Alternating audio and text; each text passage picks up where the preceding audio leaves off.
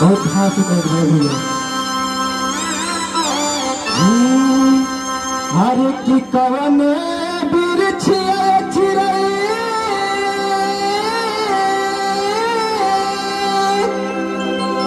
अरे खताया गवलू जाके अरे जिया बेश अरे उड़ गए पाखिया सारी हो जय हो सुना तो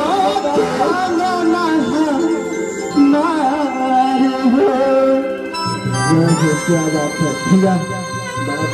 अगर ये भजन गैला में कोनो भी टूटी हो तो हमरा के माफ कर जा। अरे माँ अरे की कवने बिरछिया चिरई अरे खताला गवलू जाके उड़ गए पाखिया पर सारी हो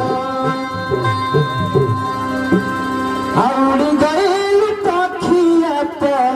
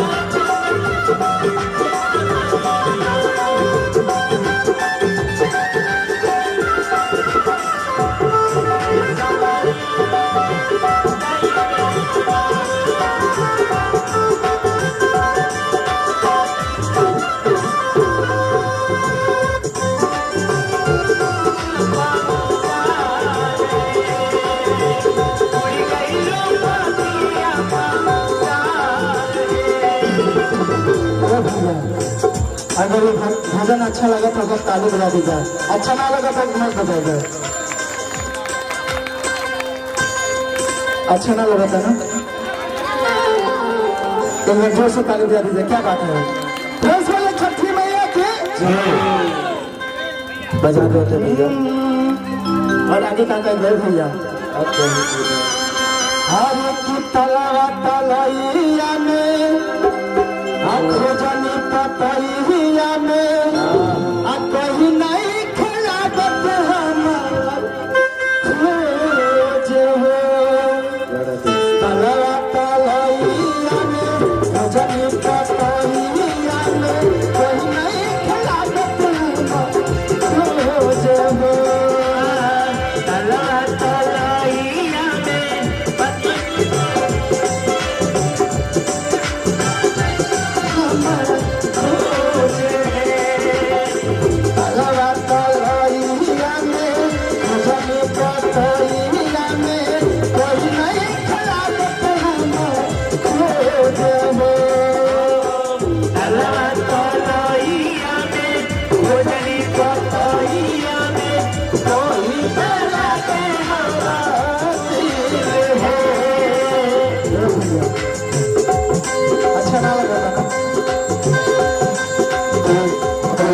तलैया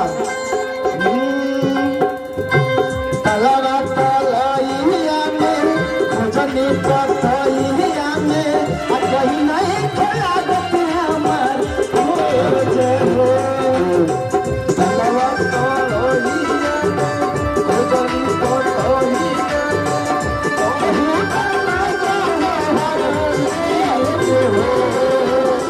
बाबू का कहे गए भैया अरे कवने बिरछिया चिरैया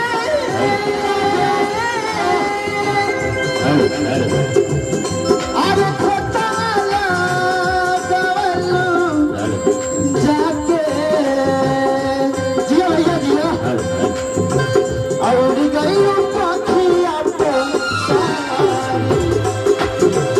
उड़ गई पखिया पे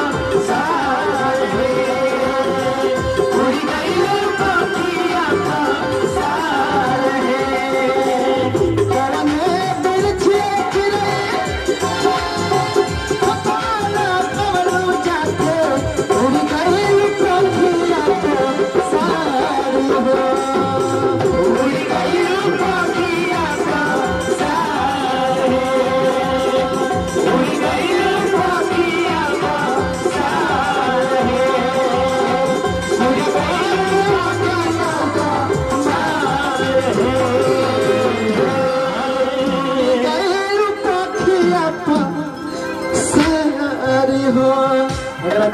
ताली बजा दीजिए आप लोग बजा दीजिए भैया बोलिए साँचो दरबार की